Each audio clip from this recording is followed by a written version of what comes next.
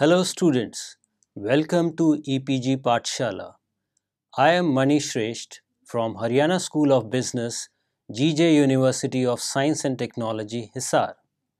Today we are going to talk on module Presentation Skills from the paper Business Communication. Let's see some of the learning objectives of this module. First is to know about relevance of presentation skills, to understand the key components of a presentation, to know about elements for preparation of a presentation, to know about elements for delivery of an effective presentation. Whether we are a student or a working professional, we have to give presentations. For that, first we have to understand what are the presentation skills. Presentation skills are the set of techniques and skills required successfully to present oral information to others. This understanding is provided by Collins Dictionary. A presentation skills are being used in effective delivery of content to varied audiences.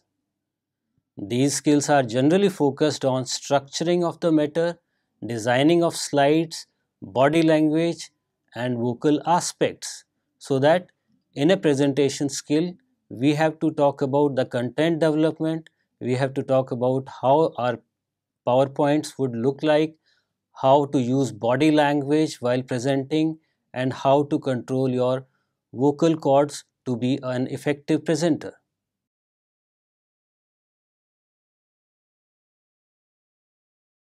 To know more about presentation and how it is different from public speech, let's have a look on the various characteristics of a presentation.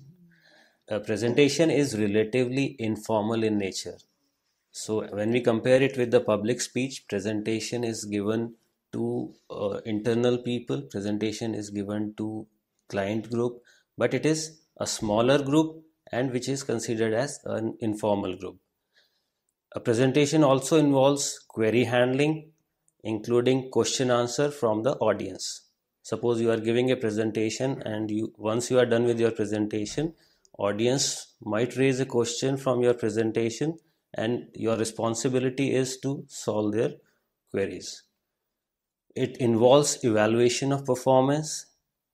After presentation, it is very important to evaluate your presentation, because how you have performed depends upon the feedback from the audience. A presentation involves a combination of audio and visuals. So there is a liberty in the presentation to use visuals which can enhance the effectiveness of your presentation. A presentation can be delivered while sitting. Generally, public speech is while you are standing, but you can deliver a presentation while sitting in a meeting hall among the audience, and it is very much possible to give a presentation in a group. There are various purposes of a presentation.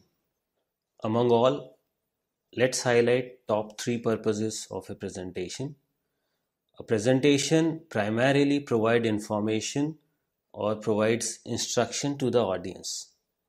Another purpose is to convince the audience about a viewpoint, about any strategy of the organization. And the last one is sometimes a presentation is used to entertain. Now let's have a look how we can use presentation to provide information to the group. For example, a manager wants to give certain instructions. For that purpose, a manager calls the people from the referred group and they provide instructions with the help of a presentation. With this method, they can give instruction to more number of people at the same time. In order to convince also, we use the presentation. For example, a sales presentation falls under this category, where a salesperson tries to convince the potential buyers to place an order after the completion of the presentation. So, convincing is another purpose of a presentation. In order to fulfill the entertainment purpose, a presentation is applicable in relatively more informal situations like celebrating success, promotion parties, during induction or retirement occasions. During these situations, humor is an essential part of the presentation. The first key component of a presentation is topic. A topic is something which serves the purpose of a presentation. As far as topic is concerned, many a times topic is assigned to the presenter. Sometimes presenters are at the liberty of choosing a topic. Whatever the case may be, any presentation it must carries a topic. Second component is a presenter. Presenter can be an individual or people can present in groups. So we can say presenter can be a person or a group. Every presenter is having a responsibility to present on a given topic, so that they are having a given task to perform during the presentation. Third component of a presentation is audience. Audience are the group of people who are attending the presentation. This group is generally smaller in size.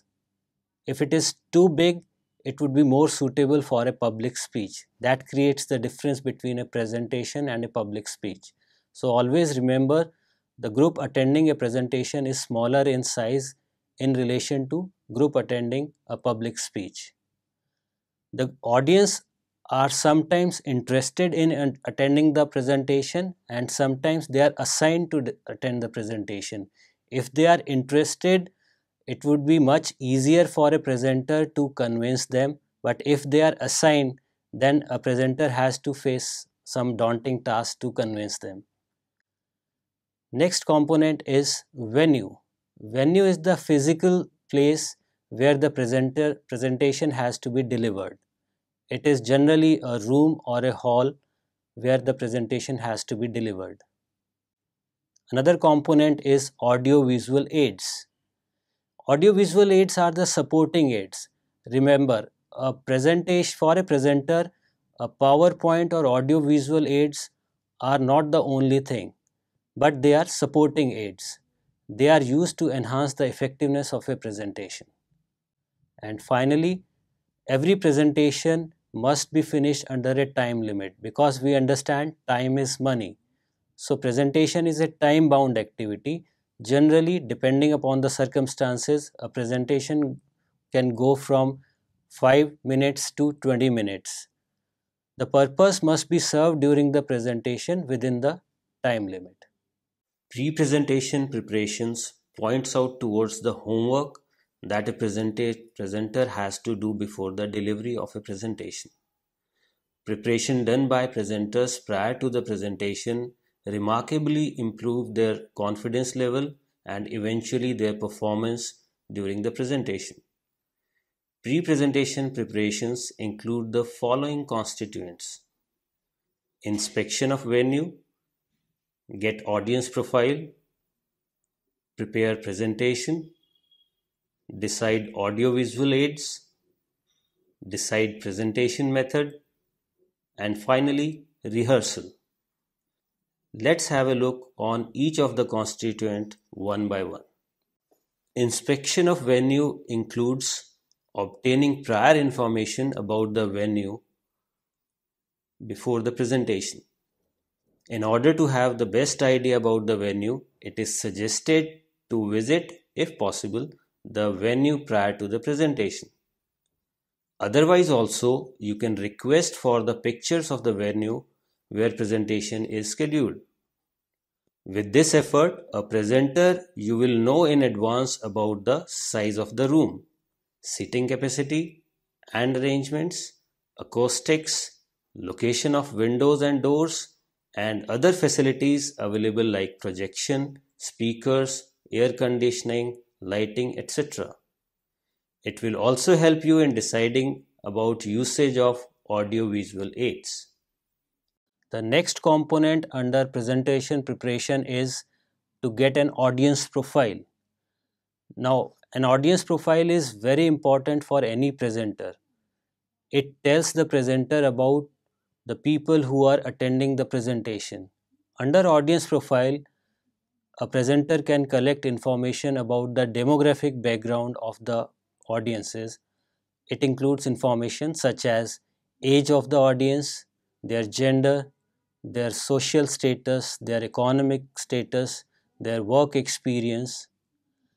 With this kind of information, you can also identify why they are attending your presentation, whether they are assigned audience or they are genuinely interested in your particular presentation. You can also identify whether your audience would be cooperative during the presentation or they are hostile by checking their demographic background. Also, you can know about the present level of their awareness about the topic which is being discussed during the presentation, because if they are very well aware or they are aware at the basic level of the presentation, you should include more in-depth knowledge during your presentation. But if they are not at all aware about the topic, in that case you can start your presentation from the very basic level and you can go to the complication level at a later stage. After having some idea about the venue and the audience, the presenter is now ready to start preparing the presentation. For preparation of presentation, following steps can be followed. First, we have to gather the relevant material, then we have to structure the material, then we have to prepare a PowerPoint template. Let's try to understand each stage one by one. In order to understand gathering the relevant material, let's see what are the main things we have to consider.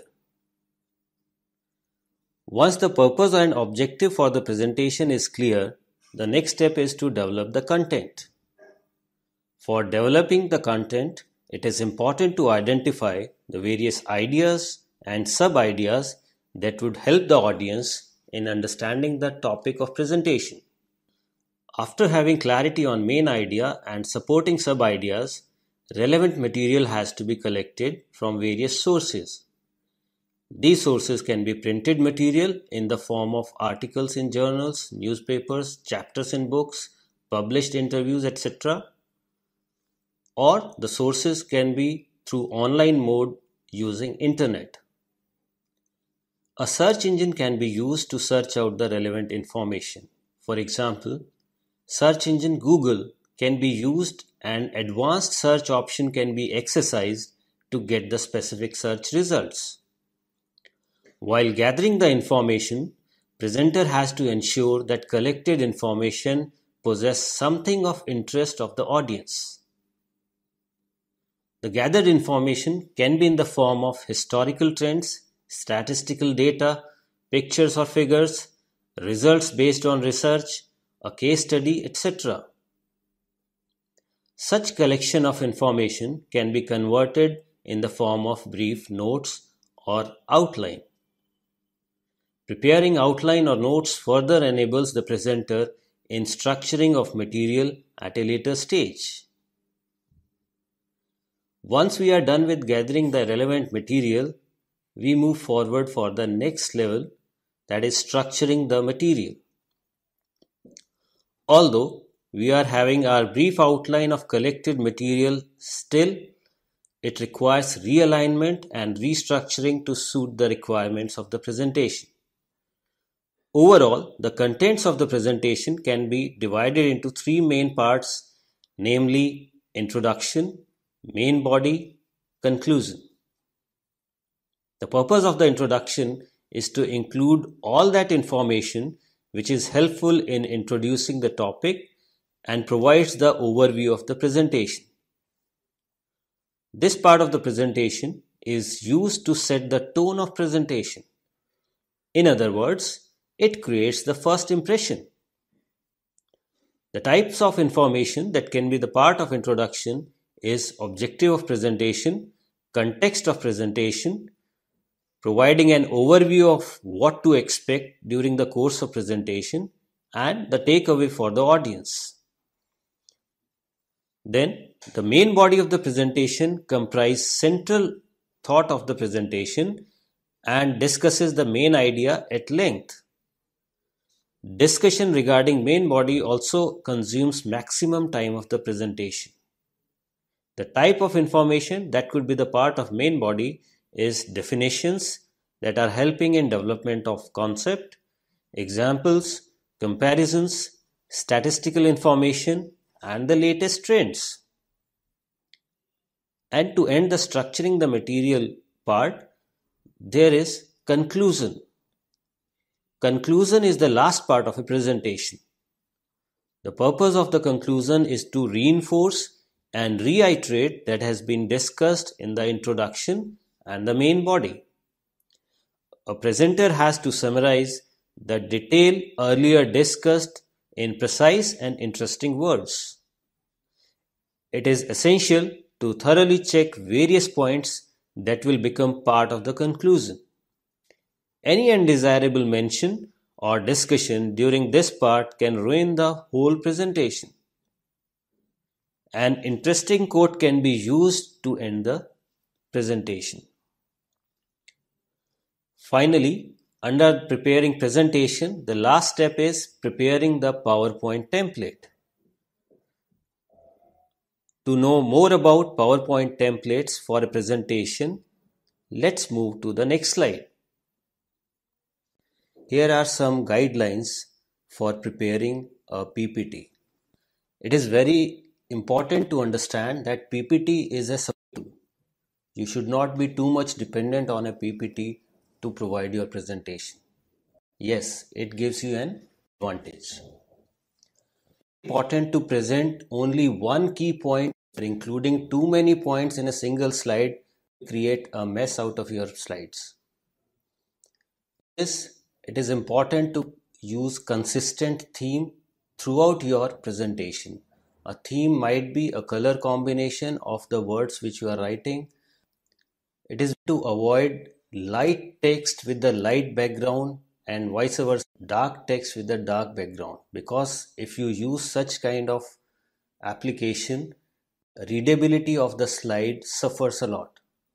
It is always advisable to use a contrast while preparing your PowerPoint template. A contrast is, if your background is dark, it is better to use light color text, or if your background is light, it is better to use dark color text. See how it works with the help of an example. Light background, light color is not clearly visible. Similarly, at the middle of the picture, we can see dark color is used for the dark background. Again, visibility issues are there. But if we look at the bottom of the picture, that if we use, it has been used like a dark color is being and a light color is being used as words. So visibility improves a lot. Move to other guidelines. It is also said that we should avoid any slide, because by using too much text can complicate the situation. Avoiding too much text, we can clearly explain our points and avoids any kind of confusion in the mind of audience. Let's have a look on an example. A presenter should avoid too much text on a slide. Having too much matter on a slide irritates the audience and reduces their interest in the presentation. To manage this issue, 6x6 rule can be adopted. That is, 6 lines per slide can be used and 6 words per line can be used, not more than that. The problem with using too much text can be seen in the next slide. Now here we can see that writing too much on a single slide can be irritating and confusing, and our interest can be lost by looking at such kind of a slide. Now move to the next guideline. A presenter should limit slides in the range of 10 to 15.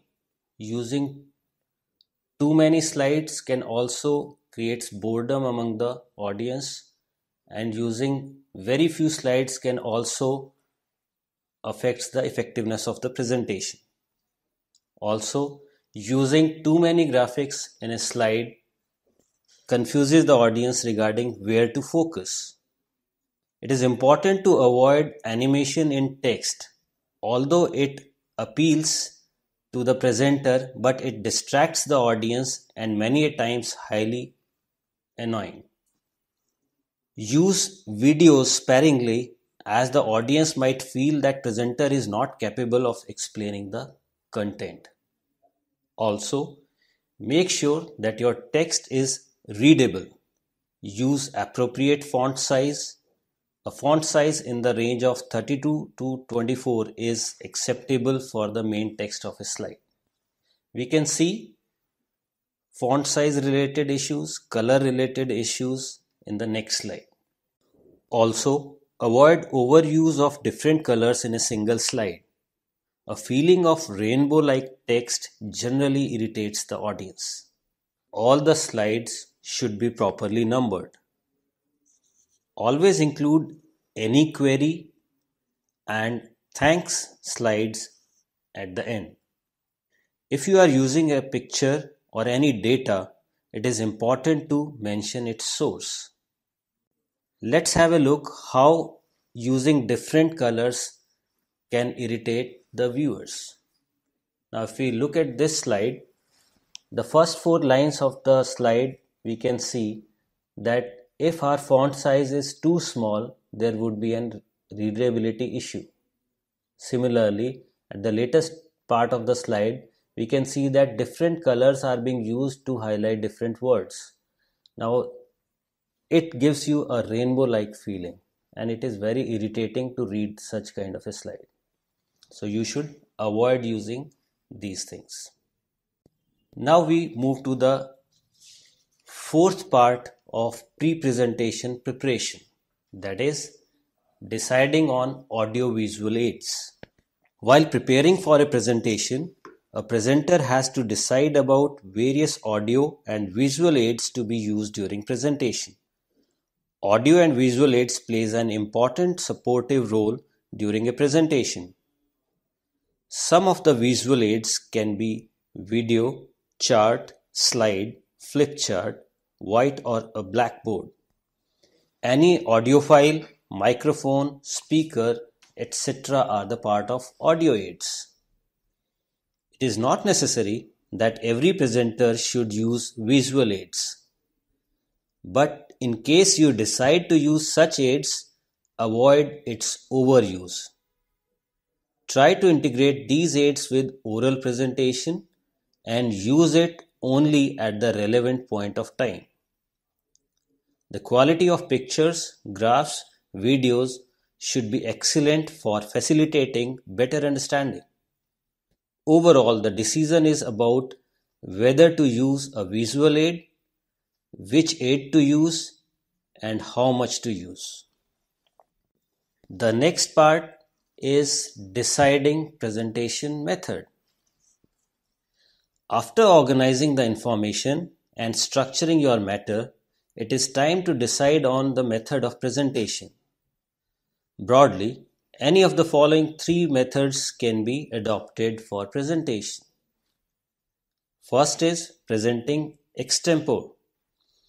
This is one of the most accepted presenting method for a presentation.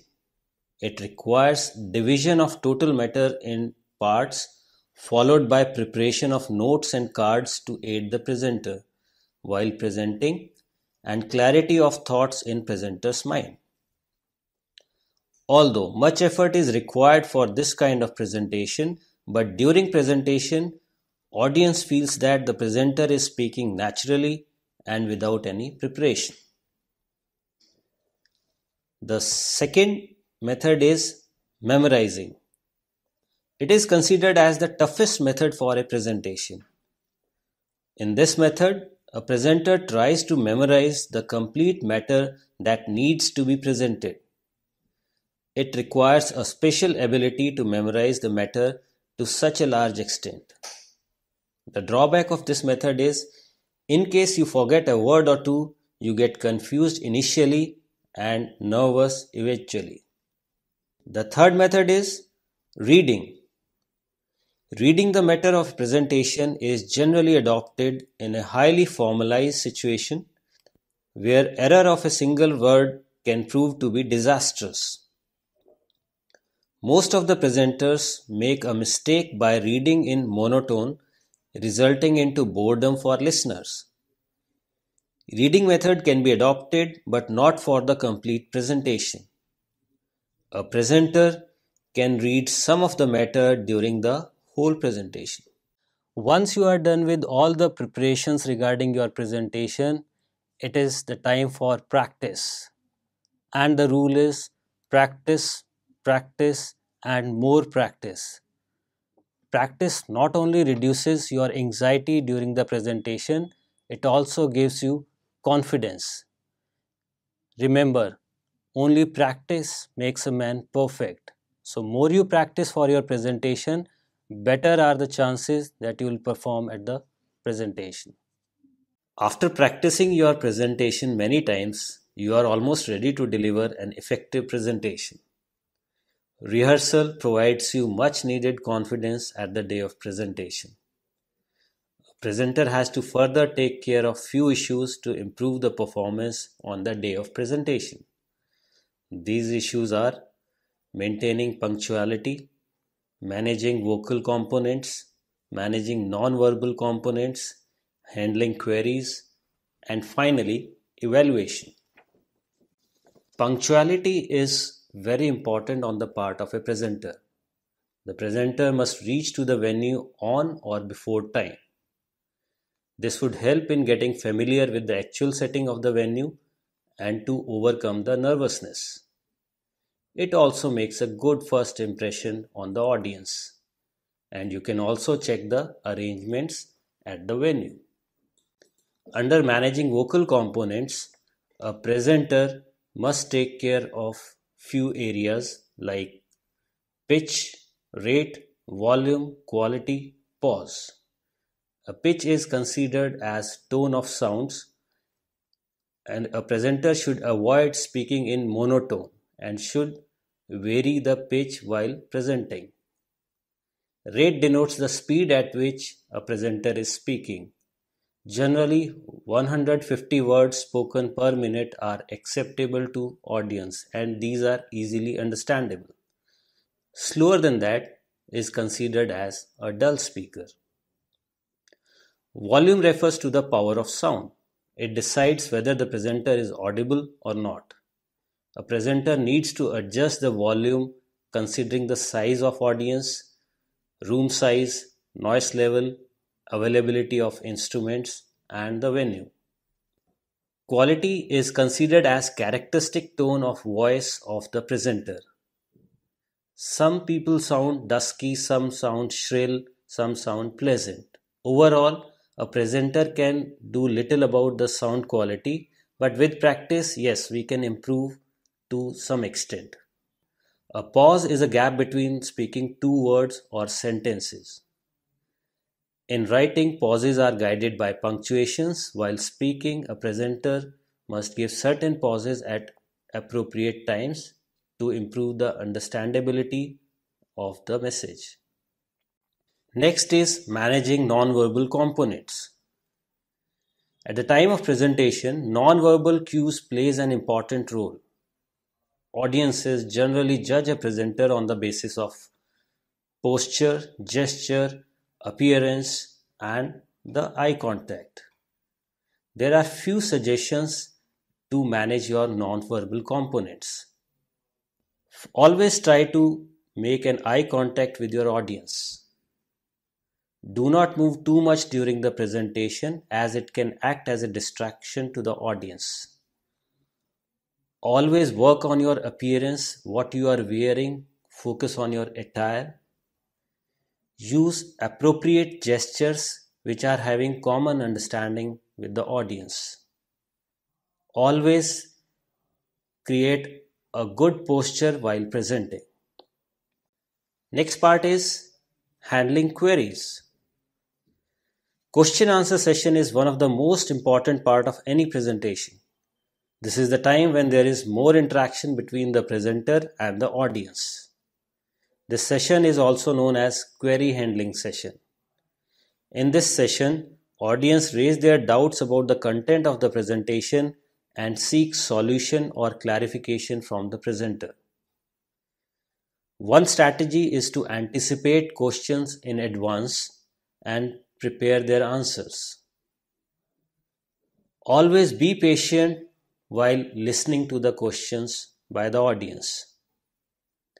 While responding to any query, it is always advisable to address all the audience, not a single person. Similarly, if you are not able to answer a particular query, it is good to admit your inability to answer. Do not lie about any of the query.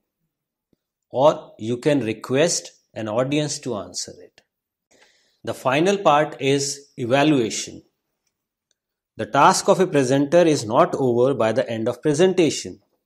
It is always advisable to get a feedback of your performance.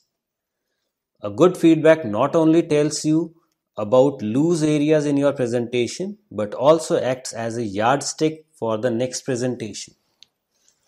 For conducting the evaluation of the presentation, an evaluation sheet can be created and used. A sample format of evaluation sheet is as follows.